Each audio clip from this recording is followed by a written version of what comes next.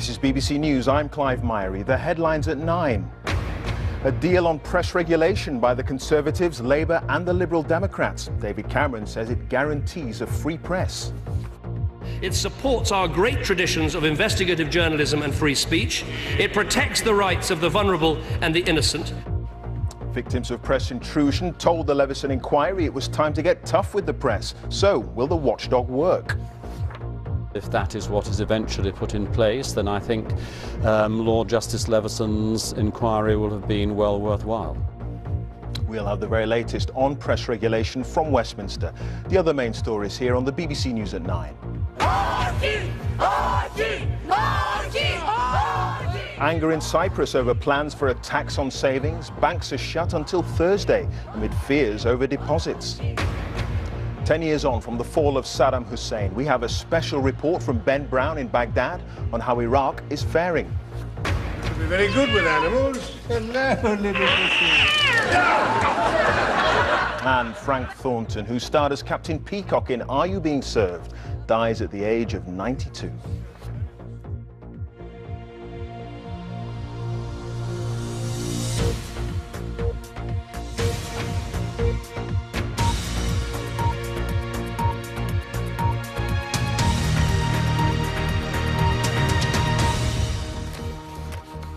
A very good evening to you and welcome to the BBC News at 9.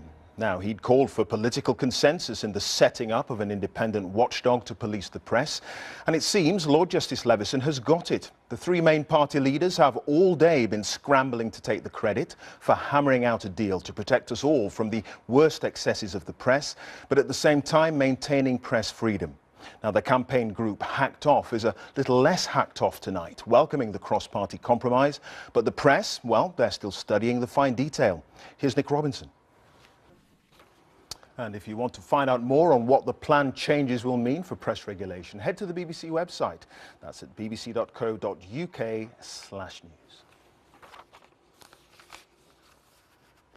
Moving on now, Cypriots are settling down to at least 4 days of bank holidays this week. They're not saints' days or being held to mark religious festivals. No, the banks will be shut to stop people taking all their money out. European finance ministers tonight have softened the blow a little for savers, afraid of losing up to 10% of their bank deposits in a bailout deal. In the last few minutes, it's been confirmed that those with less than €100,000 will be protected. That's if Cypriot MPs vote tomorrow to approve the package. Our Europe editor, Grant Hewitt, has the details.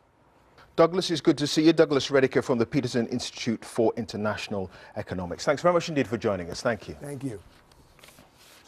Now, it is exactly 18 minutes past 9. The headlines here on BBC News. And politicians from all the main parties claim the credit for a deal on a new system of regulating the press. As we've been hearing in Cyprus, people with savings in Cypriot banks must wait until tomorrow to see if they'll lose up to a tenth of their funds. And Mairead Philpott takes the stand and denies starting the fire that killed her 6 children.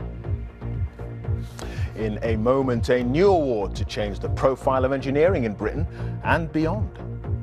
And in sport, Rio Ferdinand has pulled out of the England squad for their World Cup qualifiers against San Marino and Montenegro, but he insists he still wants to play for his country again. Wigan's chairman Dave Whelan has dismissed claims that a tackle by Callum McManaman, which left a Newcastle player with suspected knee ligament damage, was reckless. Whelan said he got the ball as clear as a whistle. And Ireland's Brian O'Driscoll has been cited for his stamp on Simone Favaro during the first half of Ireland's Six Nations defeat by Italy. O'Driscoll was sent to the sin bin for only the second time in his 14-year career for that stamp.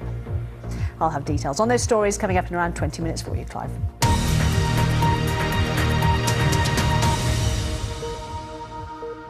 Now, a woman accused of killing her 6 children in a house fire has told a jury she would never have put them at risk.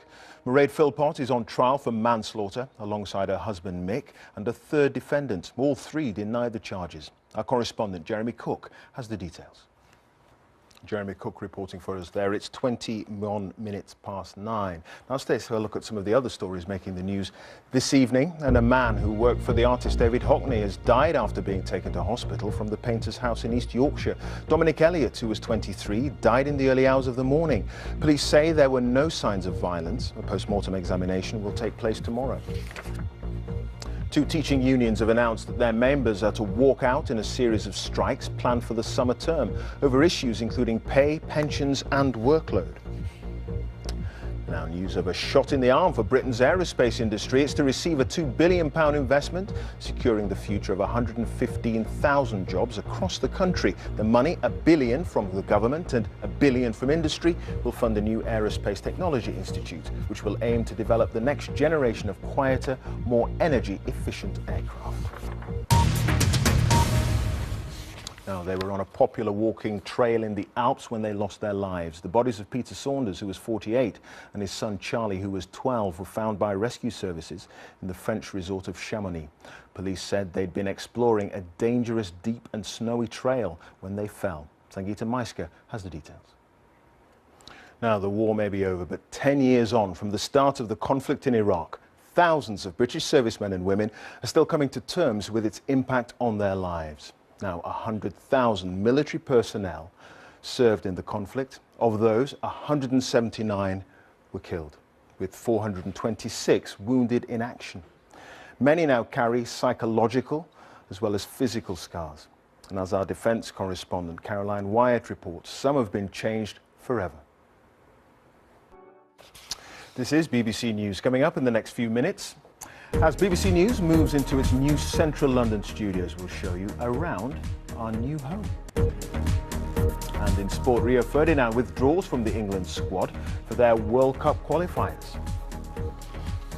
But it's time for a look at all the weather news now with Jay Wynn.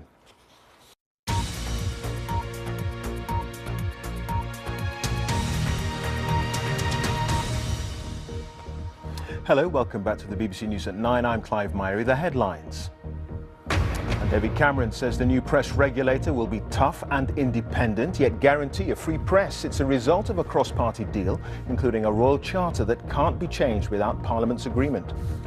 This system will ensure upfront apologies, £1 million fines, a self-regulatory body with independence of appointments and funding.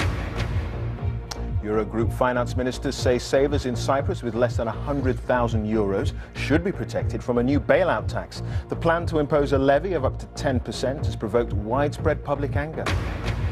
A woman accused of killing her 6 children in a house fire has told the jury she would never have put them at risk. Mairead Philpott, her husband Mick and a third defendant deny manslaughter.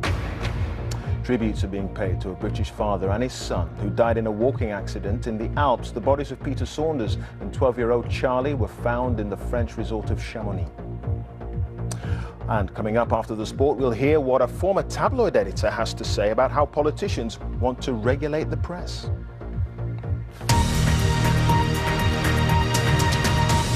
Sport now for a full roundup from the BBC Sports Centre. Here's Carthy. Hi there. Hi Clive, thank you very much. Good evening to you. But that is all the sport. For now, you can keep up to date with all the stories on the BBC Sport website. That's bbc.co.uk/sport, on the BBC Sport app, and I'll have more in the next hour for you, Clive. Carthy, many thanks. Now let's return to that cross-party deal to create a new press regulator by royal charter. David Cameron told MPs the body would be tough and independent and guarantee a free press.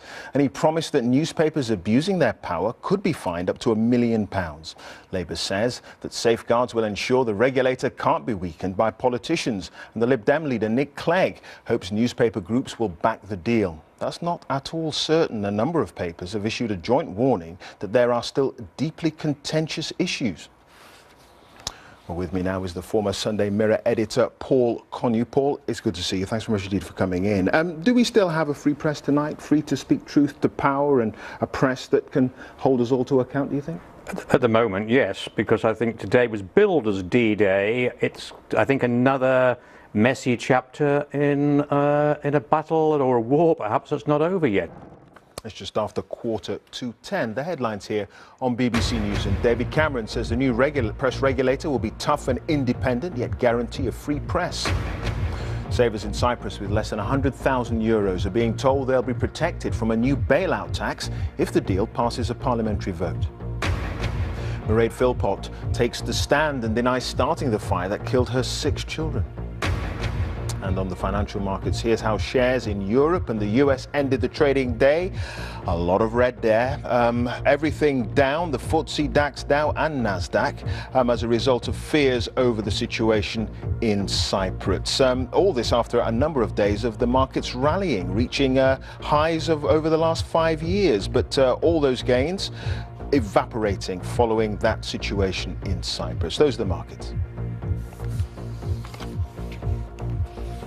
Now, coming up, as BBC News moves into its new central London studios, we'll show you around our new home.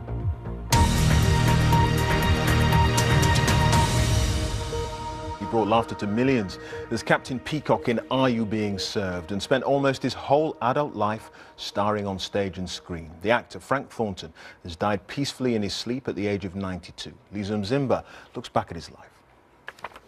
Now, BBC News has moved into a new home at Broadcasting House in central London after more than 40 years of news coming from West London and Television Centre. We've made a little bit of television history today with the first BBC One News Bulletin broadcast from what's now the biggest and most high-tech newsroom in Europe.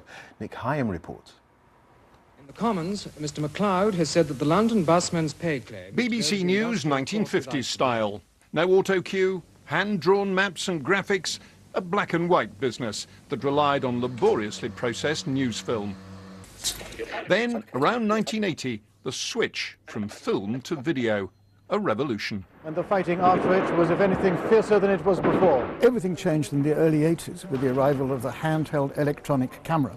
And the marvellous thing about that was you didn't know how to process it, you could edit it in the field. So people like myself, we had this wonderful sense of freedom. We could be thousands of miles from this sort of editorial hub that you see here, and we had to be trusted. There was a second revolution too.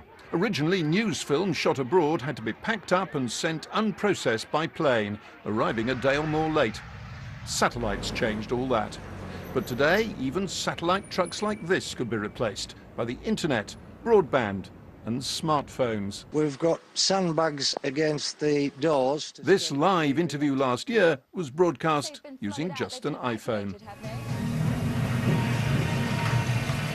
Now the studios too are at the cutting edge, largely automated and computer-driven.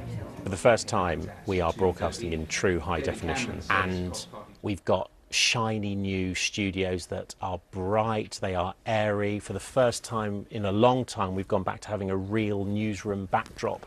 That newsroom is Europe's largest.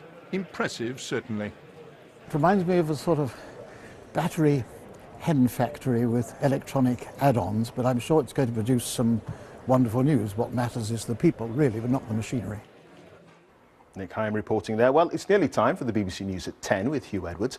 But just a reminder that at 10:30 we'll be telling you which stories are making the front pages of tomorrow's papers. And a few of them are already in. The Express leads with a health story, a new report that promises a longer life if you make lifestyle changes, and a story there about the snow today. And the Telegraph leads with a pre-budget announcement. It says more than 2 million families will be able to claim up to £1,200 to subsidise childcare. Well, we'll be discussing the stories behind all the headlines with the broadcaster and journalist Daisy McAndrew and Kieran Stacey from the Financial Times. So join me for the papers at 10:30 here on BBC News. Now, though, it's time for all the weather news with Jay Wynn.